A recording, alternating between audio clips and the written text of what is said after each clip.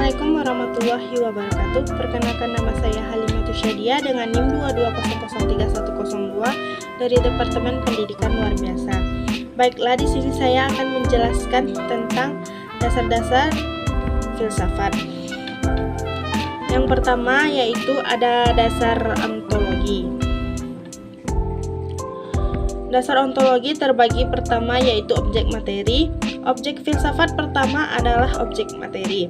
Objek materi adalah sesuatu yang dijadikan sasaran pemikiran, sesuatu yang diselidiki, yang dipelajari oleh filsafat, yang sangat luas, yakni mencakup segala realitas, kenyataan, atau sesuatu yang ada atau mungkin ada yang nyata. Kegiatannya dapat dilihat dari hakikat yang skala dibagi menjadi tiga, yakni manusia, alam, dan Tuhan. Yang kedua, objek formal filsafat. Objek formal filsafat yaitu segi khusus aspek, tema, perspektif, atau prinsip-prinsip yang digunakan dalam mengkaji objek materi. Objek formal merupakan cara memandang, cara meninjau yang dilakukan oleh seorang peneliti terhadap objek materialnya beserta prinsip-prinsip yang digunakannya. Yang ketiga yaitu persamaan dan perbedaan antara filsafat dengan ilmu. Berkenaan dengan itu, filsafat dengan ilmu bisa mempunyai objek material yang sama, namun yang membedakannya adalah objek formalnya. Contohnya, biologi dan filsafat sama-sama mempelajari manusia sebagai objek materi, tetapi yang membedakannya adalah objek formalnya, yakni biologi mempelajari manusia dalam konteks fungsi-fungsi organ tubuh, sedangkan filsafat mempertanyakan hal yang lebih mendasar. Contoh, apa hakikat manusia? Berkenaan hal itu, tidak semua masalah dapat dikaji secara filsafat.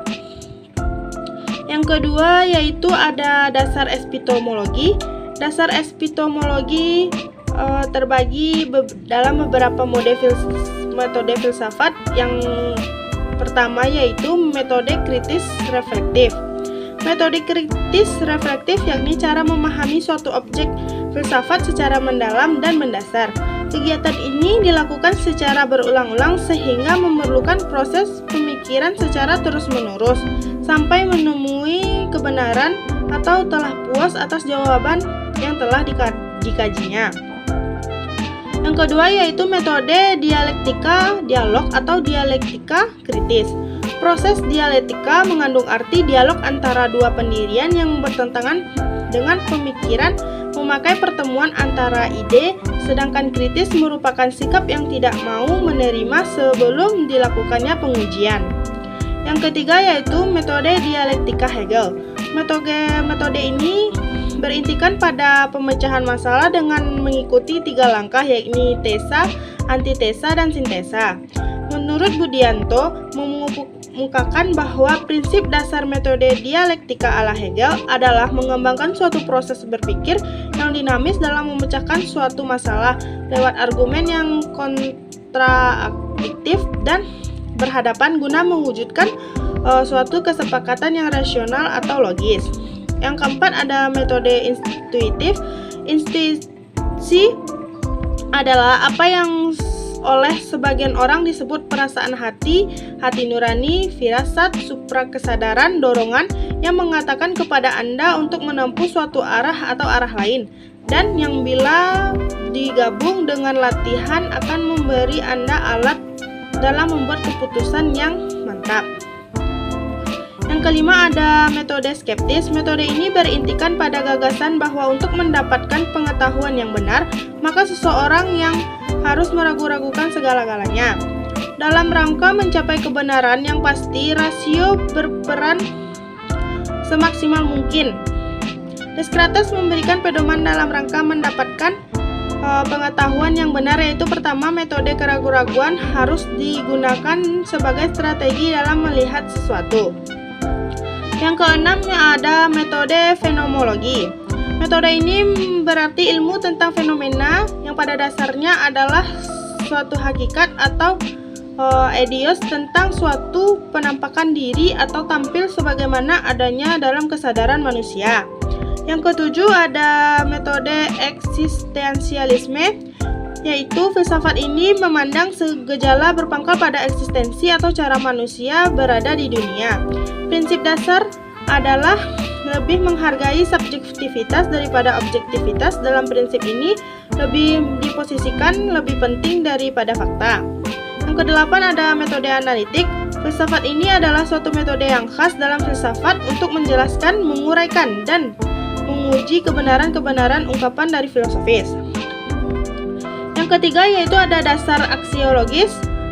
Dasar aksiologis mengungkap apakah kegunaan dari ilmu bagi kita. Adapun dasar-dasar pemikiran filsafat, yang pertama, makna kata filsafat yang menyiratkan bahwa berfilsafat memberikan peluang untuk menjadi lebih bijaksana dan lebih berwawasan luas dalam melihat dan memecahkan permasalahan.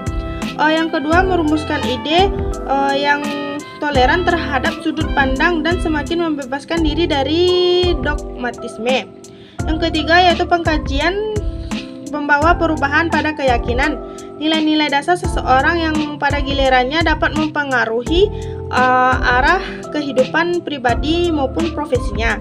Yang keempat yaitu tidak sebatas tambahan kognisi tetapi mengembangkan pemikiran kritis luas dan holistika. Yang kelima yaitu posisi kepemimpinan yang memikul tanggung jawab dalam berbagai profesi dan permasalahan makna hidup. Selanjutnya yaitu tujuan filsafat pendidikan.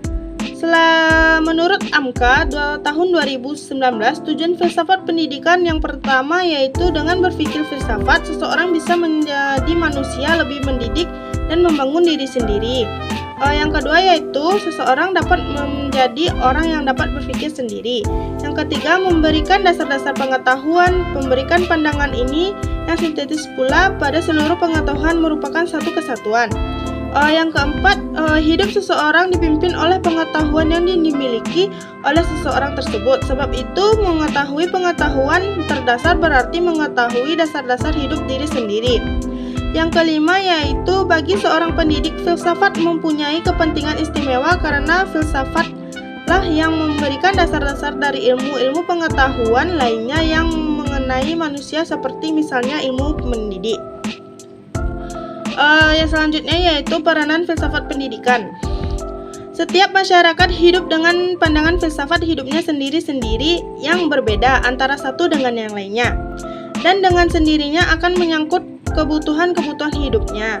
Disinilah letak fungsi filsafat dan filsafat pendidikan dalam memilih dan mengarahkan teori-teori pendidikan dan juga merevisi teori pendidikan tersebut yang sesuai dan relevan dengan kebutuhan, tujuan, dan pandangan hidup diri masyarakat. Peranan filsafat pendidikan di dalam kehidupan manusia diakui sebagai suatu kekuatan yang menentukan prestasi dan produktivitas seseorang. Di dalam masyarakat keseluruhan terjadi pula proses pendidikan perkembangan kepribadian manusia. Proses pendidikan yang terlangsung di dalam kehidupan sosial disebut pendidikan informal yang berlangsung sepanjang masa kehidupan manusia. Selanjutnya ada fungsi filsafat pendidikan. Yang pertama, fungsi spekulatif. Fungsi spekulatif dalam filsafat pendidikan berusaha mengerti keseluruhan persoalan mendidik dan pendidikan dan mencoba merumuskannya dalam suatu gambaran pokok sebagai pelengkap bagi data-data yang telah ada dari segi ilmiah. Filsafat pendidikan berusaha mengerti keseluruhan persoalan pendidikan antar hubungan dengan faktor-faktor lain yang mempengaruhi pendidikan. Yang kedua yaitu fungsi normatif. Fungsi normatif dalam filsafat pendidikan sebagai penentu arah dan pedoman untuk apa pendidikan itu. Asas ini tersimpul dalam tujuan pendidikan, jenis masyarakat yang ideal yang akan dibina, khususnya norma moral yang sebagaimana sebaiknya manusia cita-citakan. Sebagaimana filsafat pendidikan memberikan norma, pertimbangan bagi kenyataan-kenyataan normatif dan kenyataan-kenyataan ilmiah yang pada akhirnya membentuk kebudayaan. Yang ketiga yaitu ada fungsi kritik. Fungsi kritik terutama untuk memberi dasar bagi pengertian krisis rasional dalam mempertimbangkan dan menafsirkan data-data ilmiah. Misalnya, data pengukuran, analisis, evaluasi komparatif ada sesuatu untuk mendapatkan kesimpulan. Bagaimana menetapkan klasifikasi prestasi itu secara tepat dan data-data objektif atau angka-angka atau statistik, juga untuk menetapkan asumsi atau hipotesa yang lebih reasonable. Filsafat harus kompeten, mengatasi kelemahan-kelemahan yang ditemukan dalam bidang ilmiah, melengkapinya dengan data-data argumentasi yang tak didapatkan dari data ilmiah. Yang keempat yaitu fungsi teori dan praktek. Dalam fungsi teori dan praktek, semua ide, konsepsi, analisis, dan kesimpulan-kesimpulan filsafat pendidikan berfungsi teori, dan teori ini adalah dasar bagi pelaksanaan atau praktek pendidikan. Dengan demikian, memberikan prinsip-prinsip umum bagi suatu praktek. Yang kelima yaitu fungsi integritas. Fungsi integratif filsafat pendidikan adalah wajar. Artinya, sebagai pemandu fungsional semua nilai dan asas normatif dalam ilmu pendidikan, ilmu kependidikan sebagai ilmu normatif. Dalam mengkaji peranan filsafat pendidikan dapat ditinjau dari 3 lapangan filsafat, yaitu metafisika, epistemologi, dan aksiologi. Terima kasih.